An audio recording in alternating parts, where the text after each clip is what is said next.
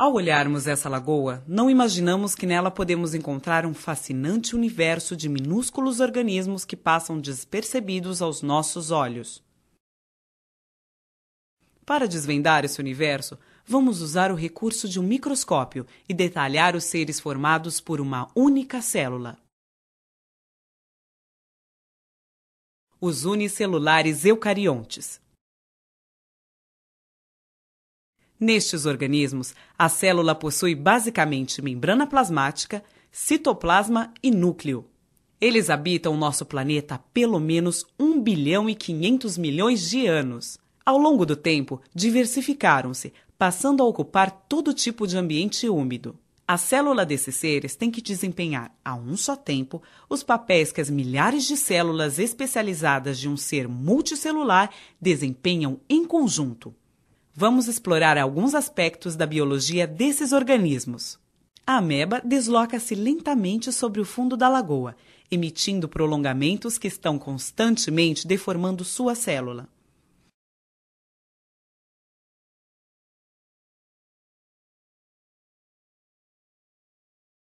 Esses prolongamentos são chamados pseudópodes, termo que significa falsos pés. Os pseudópodes também são usados para capturar alimento, preferencialmente outros micro-organismos.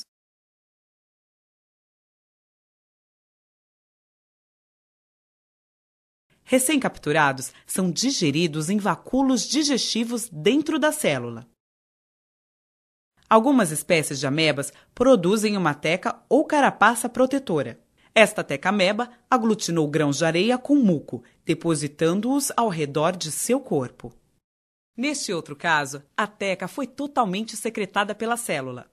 Nas teca-amebas, há apenas um orifício, por onde saem os pseudópodes, usados na locomoção e na captura de alimento.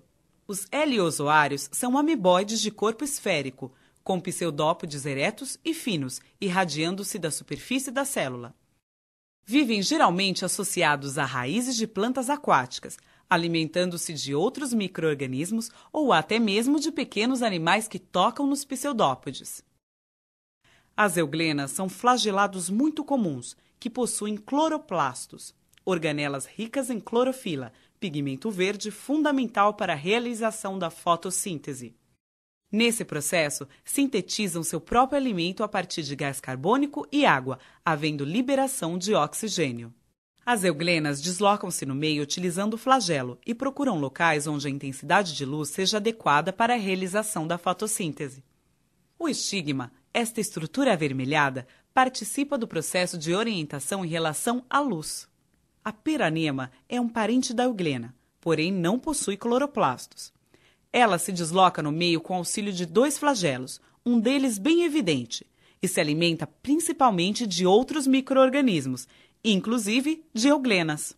Os ciliados são um grupo extremamente diversificado. Eles possuem cílios no corpo, que são usados na locomoção e, em vários casos, na captura de alimento. No paramécio, o corpo repleto de cílios permite uma ágil natação para frente e para trás. O batimento dos cílios também promove corrente de água, que traz partículas alimentares que são ingeridas através do citóstoma ou boca celular e digeridas em vacúolos digestivos no interior da célula. O paramécio possui uma habilidade especial.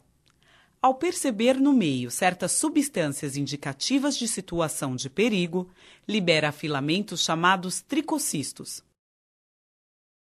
Observe essa micrografia eletrônica de varredura de um paramécio, com os tricocistos liberados e note o detalhe de um deles. O dileptus é outro ciliado com um corpo repleto de cílios, mas que, diferente do paramécio, não usa os cílios para filtrar alimento. Com essa projeção da célula, que mais parece uma tromba, procura outros ciliados, suas presas favoritas. Foi o que aconteceu nesse caso, em que a célula da presa foi rompida e o material extravasado foi ingerido através do citóstoma, que se distende bastante. À medida que isso acontece, forma-se o vacúolo alimentar, onde o alimento será digerido.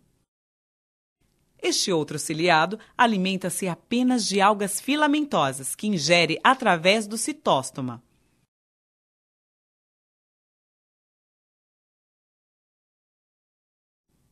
O euplotes é um ciliado curioso, que mais parece um pequeno animal. Ele se desloca sobre o fundo da lagoa usando cílios especializados, chamados cirros. Por meio de outros cílios especiais, filtra da água seu alimento. O stentor é outro ciliado que utiliza cílios especiais para filtrar o alimento. Ele pode se movimentar ou se fixar a um substrato, mudando a forma de seu corpo. Já as vorticelas vivem a maior parte do tempo fixas ao substrato por meio de um longo pedúnculo, que se contrai e se distende. Os cílios especializados promovem correntes de água que trazem partículas para a alimentação. Todos os ciliados são heterótrofos, mas alguns possuem algas simbiontes, como é o caso deste paramécio, que possui em seu citoplasma muitas algas verdes. Nos unicelulares eucariontes que vivem em água doce, muita água penetra na célula por osmose. Isso ocorre porque a concentração osmótica da célula é maior que a da água ao seu redor. O vacúolo pulsátil ou contrátil recolhe e elimina a água que entra em excesso na célula. O número e a forma desses vacúolos variam nas diferentes espécies. Nos paramécios, há mais de um vacúolo por célula. Sua forma é estrelada e sua posição é fixa. Nas amebas, há apenas um vacúolo por célula e ele tem forma arredondada. Por não ter posição fixa, essa organela acaba sendo arrastada constantemente pelas correntes citoplasmáticas. Nos heliozoários, formam-se vários vacúolos arredondados nessa parte mais clara e externa da célula. Vacúolos pulsáteis são reduzidos ou ausentes nos unicelulares eucariontes que vivem no mar. Nesses casos, a concentração osmótica do meio é semelhante à da célula. É o caso desse foraminífero. Observe que ele possui uma carapaça protetora, com uma abertura por onde saem os pseudópodes, que são longos, finos e ramificados. Por meio deles, desloca-se no fundo do mar e captura diminutas partículas para sua alimentação. A reprodução na maioria dos unicelulares eucariontes ocorre por bipartição, um processo assexuado, no qual um indivíduo dá origem a dois outros idênticos.